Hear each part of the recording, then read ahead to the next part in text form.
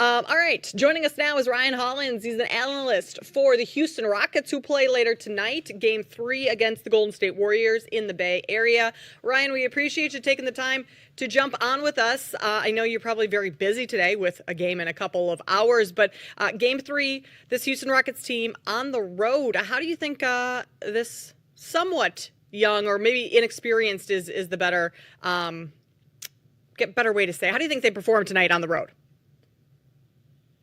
We're going to have to wait and see like everybody else, but ultimately it's going to be a very physical ball game. One thing I know about the Golden State Warriors is they run a little faster, jump a little higher, a little stronger at home. And the key is you're going to have to look at those role players. Those are the guys that play better. But for Houston, the important key is you got to see Alfred Şengün get off to a good start, get some easy shots, and we'll see how Jalen Green plays. He played much better in Game 2. He was 50-50. Game 1, he really struggled. So, again, he's got another monster to climb because on the road in the playoffs, I've been there before, it's a completely different atmosphere. So I think it's poised for Dylan Brooks to have a monster game. We're going to see what Jalen Green brings to the table. And I think another guy to look at is Fred VanVleet. Fred hasn't really been doing a great job scoring the basketball in the playoffs so far, but he's a guy, he's a road warrior, he's an NBA champion. In these moments, he's somebody who could step up in a major way when the team needs him most. Yeah, Ryan, I'm glad you brought up the name Fred VanVleet because just looking back at what we saw with Fred in the previous game with only 7 points, he just hasn't looked like himself. But he has had success against this Warriors team, as you mentioned, in that NBA Finals when he was a member of the Toronto Raptors and winning that championship. But how important is he to the success of the Houston Rockets with this specific series? Because it feels like when he gets himself going, there isn't a guy out there that can slow Fred down because you know that he can score at all three levels. Yeah, well, he's so important, and I love when Fred scores. The reason I love when he scores is because he's willing to dish the basketball. He gets the other guys going. So now if you got to put two to the ball to Fred, P's rolling much better. You see Jalen and the men hitting the wings, and what it does for Houston, it really opens up the backside of their defense. So now when I got to put two to the ball to VanVleet, it really changes things. And Fred is a guy who can hit a big shot. He can hit a last-second play, and even if he's not scoring, he can step up in those situations also. So I'm excited to see how this game shakes down. And Houston becomes tough because you got a game plan for so many different guys, so many different players who can step up in those moments. And, again, Golden State did an excellent job on the defensive end, but looks for another physical game. Now, I'm also intrigued, guys, to see how the referees call it. Game 1 was a bloodbath. Game 2, they try to clean up a bit. Now the controversies involved, do they let these teams play, and how does it end up shaking up?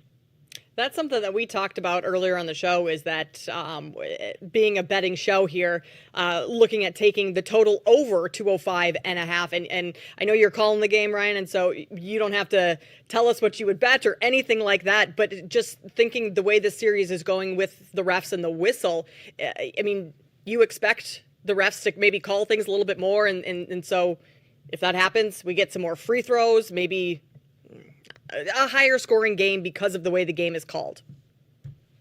I don't know.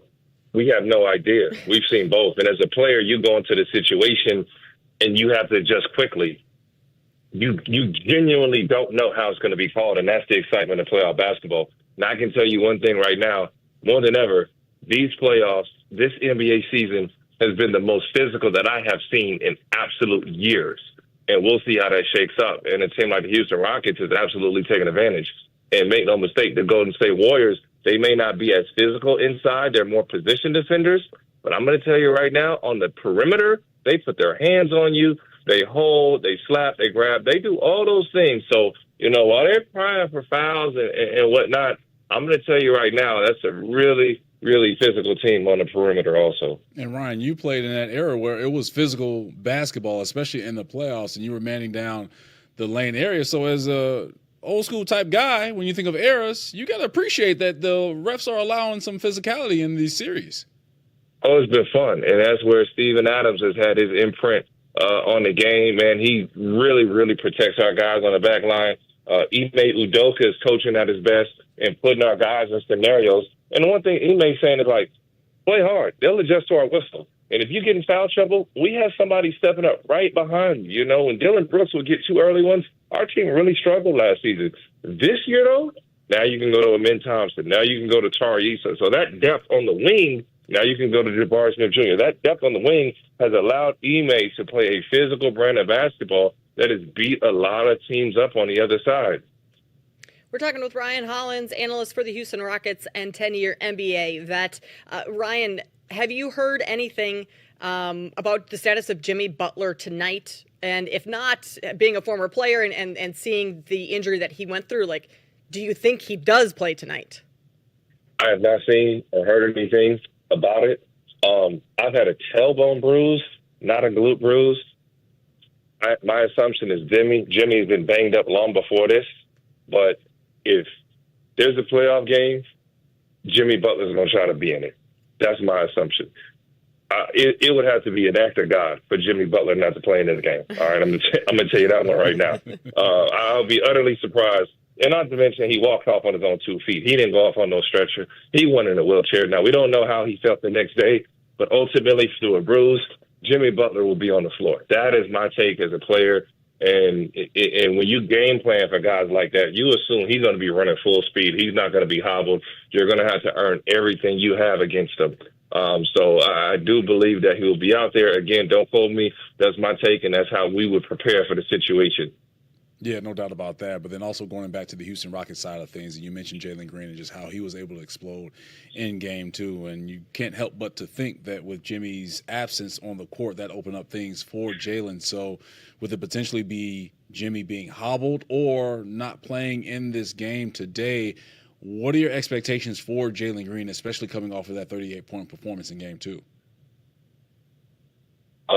Man, I'll be honest. It's boom or bust right now because he's going to put the training wheels right back on again and see what the road looks like in the playoffs because they're going to be able to be physical with him, you would assume, and he's going to have to adjust to what he saw. Now, the best thing is that he saw more film from the way that he was played in game 1. He did a good job with the coaching staff of adapting, but it might be a lot of feast or famine still. You know, this is still a learning experience for Jalen Green. And outside of Jimmy Butler, Gary Payton II is a great defender. Podziemski is physical. He's smart. He's a charge taker. So beyond that, you know, they're not lacking for defenders. What they lack for is the minutes when Steph Curry comes off the floor or end up having to play Steph Curry a lot longer than they'd like to have offensive production. That's where missing Jimmy really stings Golden State. And obviously the free throw playmaking ability and the size inside. He's an excellent finisher. Ryan, what do you say to anyone that maybe says Houston can't go deep into the playoffs this year, can't win the title this year because of their inexperience? They need those playoff scars before they can really make a run. I need him to scream it from the mountaintops. Put a battery in on my young fella's back. Go ahead and scream it. Praise it. You know what I'm saying? This is not a group. I'll just be straight. I don't think our guys play well as front runners. Our guys play well with the chip on their shoulder. Mm-hmm. Our coach is a guy with a chip on his shoulders. Our players, we're looked over. We don't have, any former number 1 draft picks on our team. We don't have it. The highest touted, maybe Jeff Green went 3rd or 4th, I think, many moons ago. So we have a group that's looking to prove themselves at the end of the day. So, say that a little louder, man. Our guys live in that space. All right, Ryan, give us a final score prediction for tonight. Oh, my God. Or an outcome. Who wins the game tonight? Houston wins the game. Golden State scores it right around 100. Okay. They are going to score more points, and I think Houston ends up 109-100. All right, y'all got me. Okay. I'm just throwing rocks in the air now. They held them under 100 for the first 2 games. I think they score a little bit more being on the road. So I'm intrigued to see how it plays out and how those role players for Golden State step up around Steph Curry because Ime's really looking to take it away. So it'll be a good one. Well, Ryan, we appreciate you taking the time to join us today. Enjoy the game tonight, and we will talk to you again soon. Hey, man, you guys sound great. Keep it up. Appreciate you for having me. That is Ryan Hollins. Great. Look. Yeah. It's one of the more interesting series that we have in the playoffs. It is. No doubt. Yes.